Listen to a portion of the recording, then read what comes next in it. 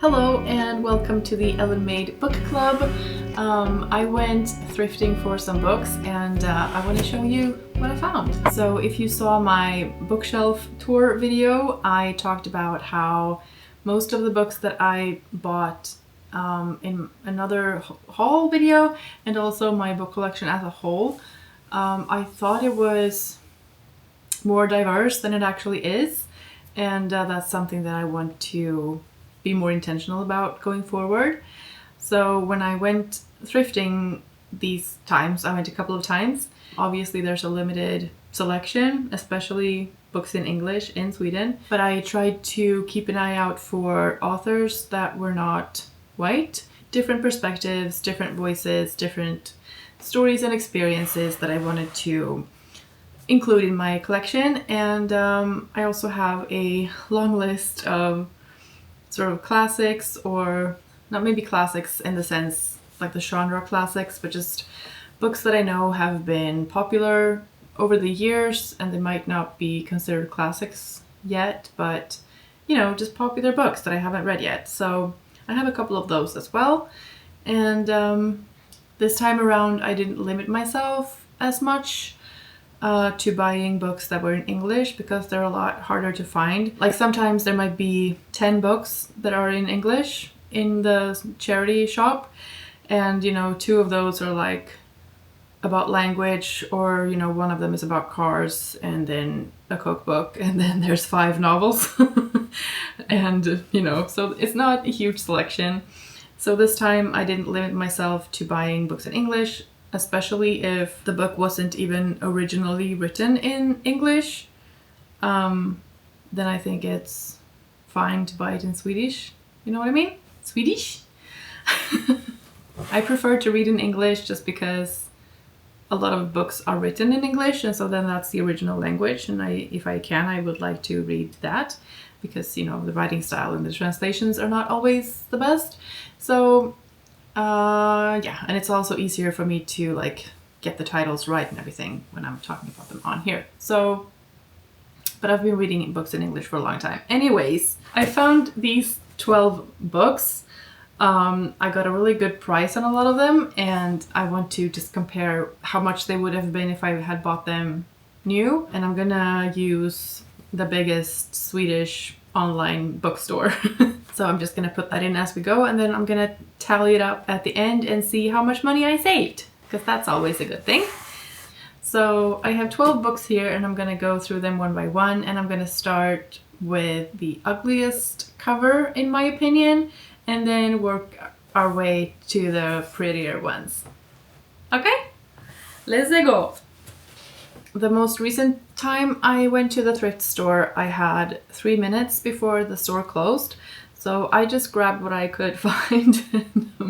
I'm not sure if this was a great pick. The cover isn't really my style, but the book is called Dandy Gilver and An Unsuitable Day for a Murder by Catriona McPherson. I'm sorry if I'm pronouncing this wrong. I've never heard of this book. It says, the most engaging and ingenious crime cracker I've met in ages. Scotland on Sunday. I don't know, it seemed like a fun murder mystery. I didn't even have time to read what it said on the back. I just figured it looks pretty harmless. It looks like I won't get scared from this book, and it might be a fun mystery, so I just figured I'll give it a try. If I don't like it, I'll just donate it back to the charity shop. Next one is a book that I have heard about before, and it's I think it's called The House of Spirits by Isabel Allende. I really don't like the cover of this, but I have heard good things about this book and I'm interested to read it. It's a classic novel from 1982. It's a symbolic family tale and a fascinating depiction of a South American country's turbulent history. We follow 3 generations of women and the men around them, their loves, their ambitions, their spiritual searches, their relationships, and their part in the historical happenings of their time, I guess. It says it's been translated to 26 languages and also been made into a movie with Meryl Streep, Glenn Close, and Jeremy Irons. So I knew about this. I knew of the book when I saw it, and I just figured I'll pick it up and see what I think of it. I haven't read anything of hers before. Next up is a chunky one. This is almost 600 pages, which is not my favorite.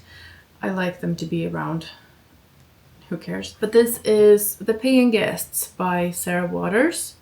It says it's been shortlisted for the Women's Prize for Fiction in 2015. This is a love story that is also a crime story.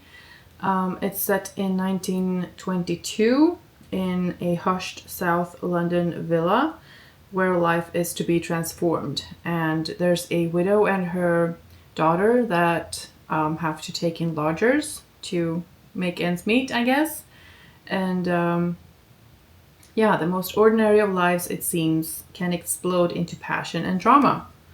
That's all I know about this. This was another one. This was the other one I grabbed in my 3 minutes in the store, so I'll give it a go at some point.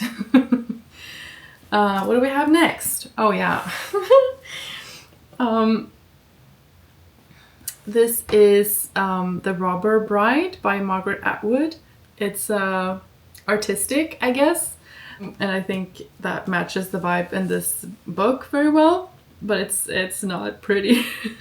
I think this one is based on a fairy tale by the Grimm brothers. I'm not really sure which one or how, but there's a character called Xenia who is like evil personified, and 3 women who have all come to know this Xenia character, and then Xenia dies and they all go to her funeral, and then they have lunch and are kind of relieved that she's gone, and so so that she can't hurt them anymore. But then as they're having lunch, the restaurant door opens and in she walks as beautiful and glamorous as ever. So yeah, it seems like a weird one and a bit of a trippy one. Oh my gosh, the font is tiny. Anyway, I'm intrigued. So the next one is Oil on Water by Helon Habila. I can't say this is a bad cover, but it's not pretty either. This one talks about the oil-rich regions in Nigeria. And it says it's part thriller, part meditation on the deadly cost of the region's oil politics. A classic coming-of-age narrative. So there are 2 journalists here, an older one and a young and eager one, and the younger one doesn't really have an idea what he's getting into, and so there's corruption and darkness. It says it draws on the tradition of the classic detective novel, but also operates on a deeper metaphorical and philosophical level. It also says a strange, almost hallucinatory plunge into the dangerous world of the Niger Delta. So yeah, I'm not really sure how to classify this, like what genre to put this in, but it seemed interesting, so that's why I bought that. Next in the pile here we have Agatha Christie's The Murder of Roger Ackroyd. It's a classic mystery, and I haven't read anything from Agatha Christie, so I'm excited to try this one. What else do we have? Right, so this is My Brilliant Friend by Elena Ferrante. And this is set in Italy, and I think it follows 2 friends, 2 girls. I don't really know that much more about it, and I don't really want to know much more about it. I know that it's been made into a TV show. I haven't seen that. I've just, I don't know, I saw it and I recognized it and I thought I'd pick it up because it was at such a good price. I also got this one, which is To the Lighthouse by Virginia Woolf. I'm not really sure what this is about either, and I'm not sure I want to know that much more about it. I haven't read any Virginia Woolf previously either. And I know that she has like a very specific or very unique writing style that some people like and some people don't, or maybe it's like difficult to get into. I don't know. It's not too long. It's a bit of a short one. So yeah, and the cover is nice. Next, we have a short story collection by Aravind Adiga, Between the Assassinations. Yeah, so this is set in India, in Kittur, in the time period between the murder of Indira Gandhi in 1984 and the murder of her son, Rajiv Gandhi, in 1991. So there are 14 stories in here about different people with different class, caste, and religious background. I don't read a lot of short stories, and so I thought this looked interesting, and I also haven't read anything that's taking place in India, as far as I can remember, so that's why I got that. What else do we have? Oh, right. This is another classic, I think. The Pilgrimage by Paulo Coelho. I don't really know much about what the story is here other than it's the pilgrimage in Spain. Can't remember what it's called. Santiago de Compostela. And yeah, from what I've heard, his books are sort of inspiring or like uplifting, or sort of gives you a new outlook on life or like new mindset kind of thing through the story. So I'm excited to read this one. I haven't read anything from him before, so maybe my life will be changed. We'll see. And it's really pretty. So there's only 2 left now, and this one is The Pearl That Broke Its Shell by Nadia Hashimi. So this is about the life of women in Afghanistan, and it follows a family and specifically a woman called Rahima. They live in Kabul, and they are not allowed to go outside without a male relative. So when their father isn't around, they can't go to school or go grocery shopping or anything. So the only way they can go outside is if one of them pretends to be a boy or a man. There's a quote from Khaled Hosseini, who wrote Kite Runner. He says, "It's a tender and beautiful family story and a depiction of the continuing struggle of Afghan women." So I think this one is going to be very interesting. I think I'm gonna learn a lot about life in Afghanistan for women. I think it's gonna be emotional and sad and horrible and inspiring, and I'm very intrigued to read this one.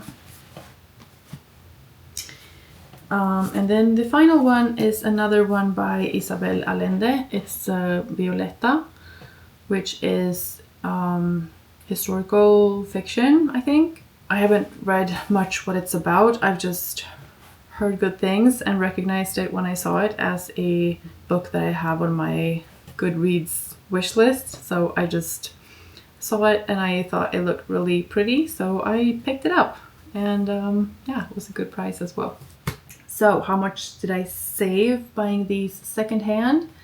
I don't know exactly which book had which price. Some of them still have the stickers on it, but I know that one time I went in, they had a 4 for 3 offer.